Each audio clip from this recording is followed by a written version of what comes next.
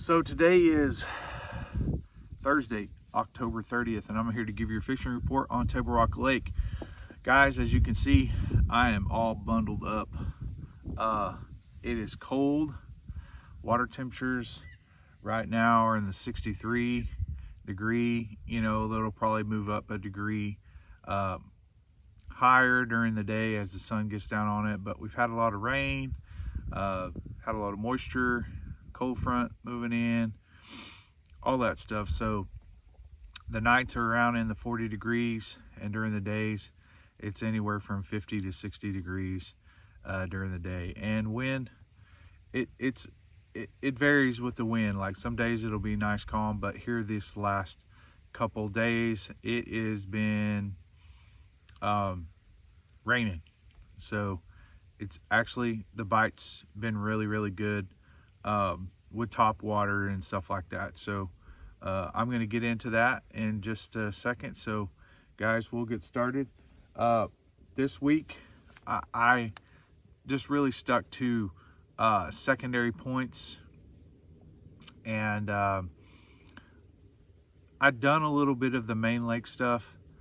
You know, still catching some out there, not as many as I have been on the secondary points and going back up into creeks. Okay, so really pay attention to your graphs and what you're looking at. Make sure that there's bait around, and start to look for big balls bait and just start throwing stuff.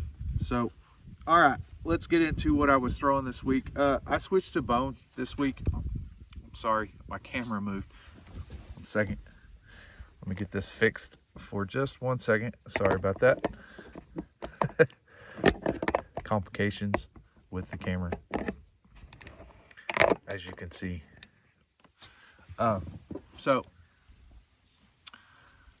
I threw this bone. I've been throwing this bone color this week. Been doing really good with it, especially during the rain. Don't know why. They switched from black to bone, and that is the bigger version. So I've been throwing that. That's what I've been throwing on in the morning. Also been throwing that Hendon spook a little bit during those calm mornings when it's just straight dead calm. Been throwing that early in the mornings and been catching some on that. That color is Sexy Shad. I think it's right here. Let me grab it. Nope, it's hung up.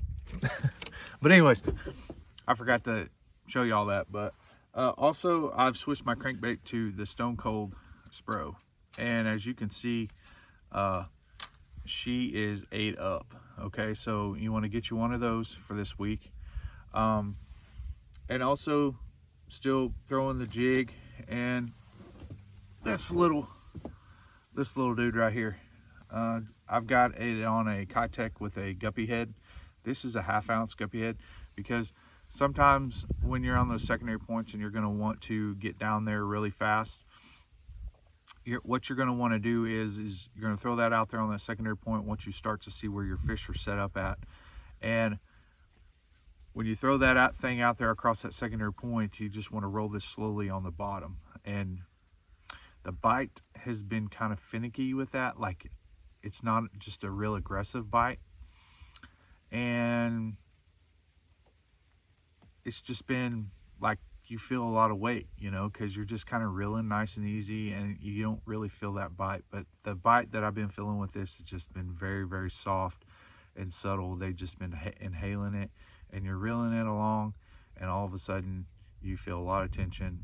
Just set the hook on it, and I've been throwing this on spin and tackle as well.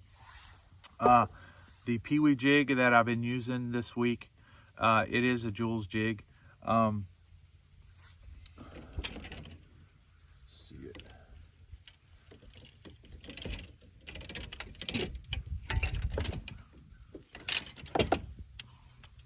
It's been that color. It's got a little bit of chartreuse in it.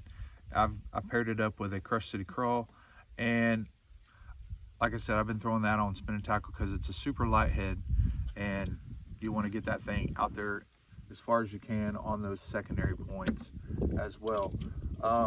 What I've been noticing here lately on these secondary points these bass, the bigger largemouth, are really relating to structure like brush piles, laydowns and stuff like that, and around 15 feet of water. I literally, within about 5 minutes ago, before I started doing this video, I was throwing a creature bait. You want to pair that, I had a Crush City Craw on it, and green pumpkin.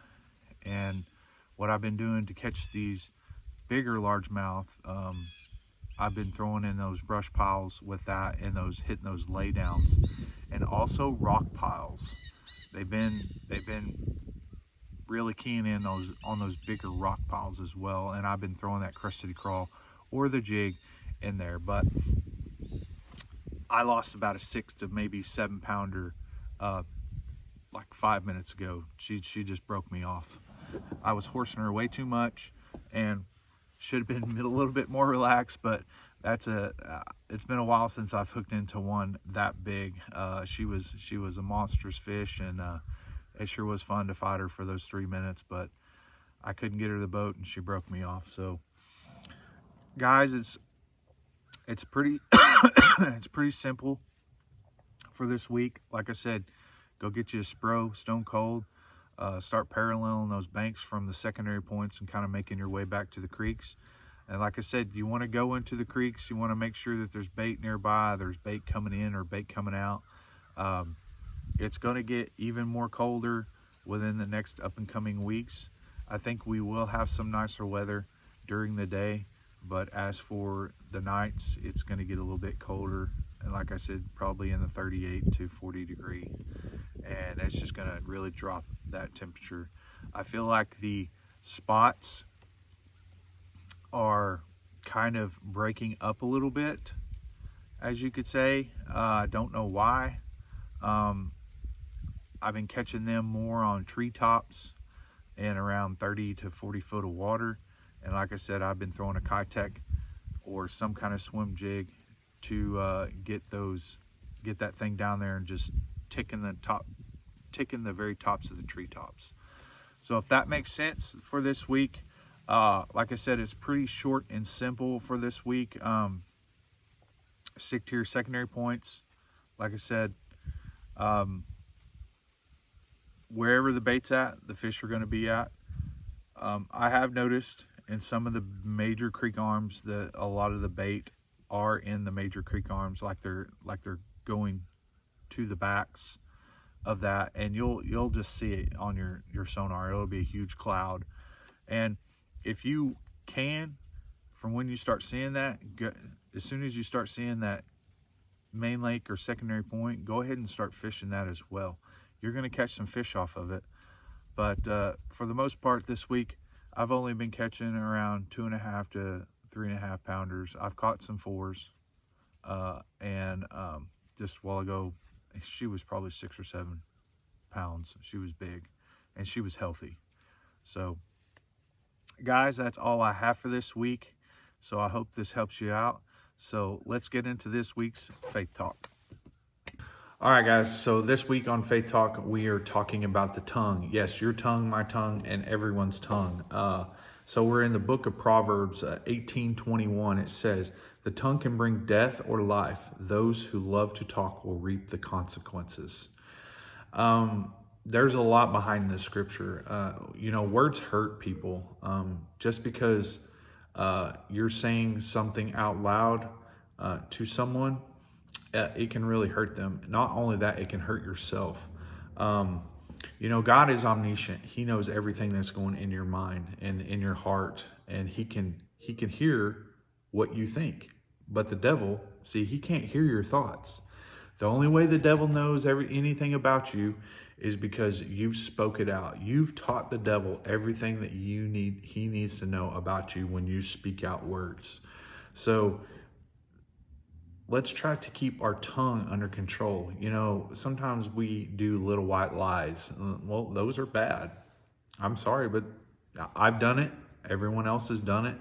Little white lies are bad. They can cause harm. They can cause trouble. You're lying. It does say in the Bible, do not lie. So what I'm getting behind this is that